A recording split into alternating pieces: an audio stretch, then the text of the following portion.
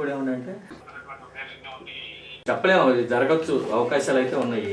వాళ్ళంతా కూడా చూడటం ఏంటంటే ఇప్పుడైనా కరెక్టేనండి, చేయలేరు వాళ్ళు భయపెట్టడం తప్ప అని చెబుతున్నారు. ఇప్పుడు కూడా ఏదైనా చూస్తున్నా చేసినా ఇచ్చేయడం కాదు, ఏదో ఒక డైరెక్షన్ వస్తుంది. ఆయన అడిగితే ఆయన కూడా ఏదన్నా ఇప్పుడు బ్రిడ్జ్లు కడతానుకో లేదా ఆనకట్టలు కడతానుకో కావాలంటే ఏ రైతు ఎవరు దానికి అబ్జెక్షన్ పెట్టరండి, ఇస్తాను. ఇప్పుడు రాజధాని ఇక్కడ కాకపోతే ఇంకో చోట ఏర్పరచుకోవడానికి ఏం అవకాశం లేదా?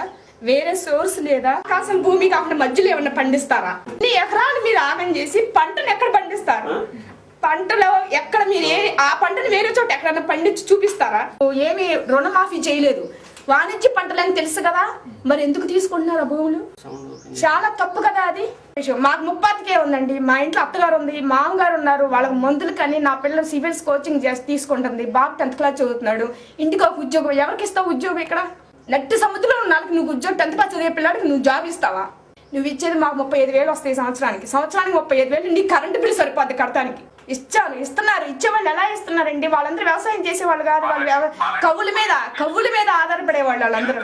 ఇప్పుడు ఇది ఆగుతుందా ఆగకపోతే అది క్వశ్చన్ కాదు, కానీ మా బాధ మేము వ్యక్తం చేయాలి కదా, ప్రభుత్వానికి తెలపాలి కదా. ఎవరిస్తారండి? ఇప్పుడు వ్యవసాయం చేసేవాడు వ్యవసాయం చేసుకుంటాడు. డాక్టర్ ఉన్నారనుకోండి, డాక్టర్ వృత్తి మానుకోండి, నీకు నెలకి ఎంత ఇస్తాను అంటే డాక్టర్ వృత్తి మానుకుంటారా?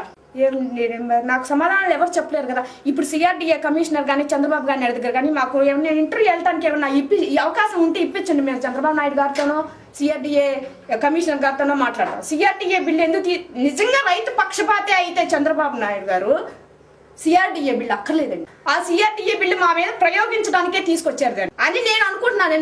నా నమ్మకం అది, నా విశ్వాసం మీద అది. నేనేంటంటే సిఆర్డీఏ బిల్లు తీసుకొచ్చింది రైతుల మీద ఒక బ్రహ్మాస్త్రం వేశారు అంతే.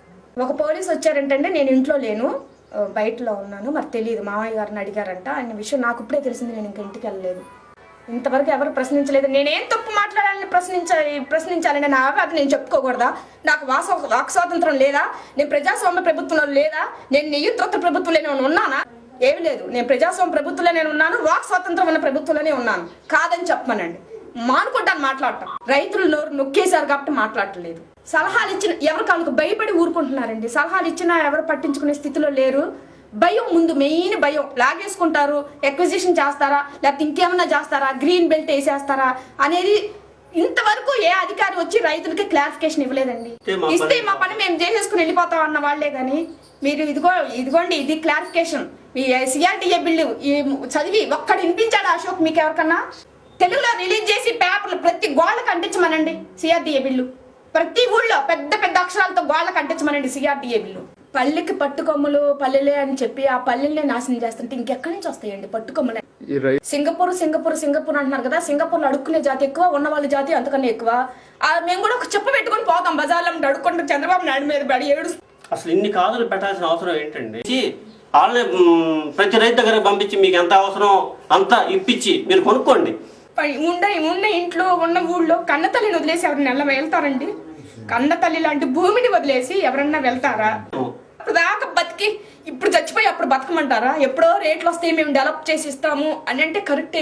మీరు ఆలోచించే రేటే తీసుకుందామండి, చంద్రబాబు నాయుడు గారు ఆలోచించే రేటే తీసుకుందాం, ఆమెనే తీసుకుందాం మనం. ఇప్పుడు బతికి ఇప్పుడు చచ్చిపోయి అప్పుడు బతకమంటారా? రేట్లు వచ్చినప్పుడు ఆ రేట్లు వచ్చినప్పుడే ఆ భూములు అమ్ముకోవాల్సిందే కదండి. మేము మా భూములు మాకు ఉంచితే మేము అమ్ముకోము, దాని మీద వచ్చి తింటాం. కొంత నాశనం పని ఉండదు అప్పుడు మాకు, దాని మీద వచ్చి ఆదాయం తింటాం, మెల్లమెల్లగా ఉంటామండి. ఒకేసారి భూములు ఇస్తారు, ఆ భూములు ఎప్పుడో రేట్లు వస్తాయి. ఆ రేట్లు వచ్చినప్పుడు కూడా అమ్ముకోవటమే కదా, అప్పుడైనా అమ్ముకోవాల్సిందే. మేము మా బావులు మాకుంటే ఇప్పుడు మేము అమ్ముకోము. తరతరాల నుంచి వస్తున్న ఆస్తులు అవి, మేమేమో అన్యాయంగా సంపాదించింది కాదు, అక్రమంగా సంపాదించింది అంతకన్నా కాదు. మా ఈ రైతుల బాధ టెలికాస్ట్ చేసి అందులో కథలికి తీసుకురావాలని మేము ఆశిస్తున్నాము. మేము చాలా బాధపడుతున్నాం రైతులను. ప్రతిపక్షాలు కానీ ప్రజా సంఘాలు కానీ దీన్ని మీరు చూసి ఒక్కసారి మమ్మల్ని గౌరవించి మాకు సపోర్ట్గా ఇవ్వగలరని మేము ఆశిస్తున్నాం.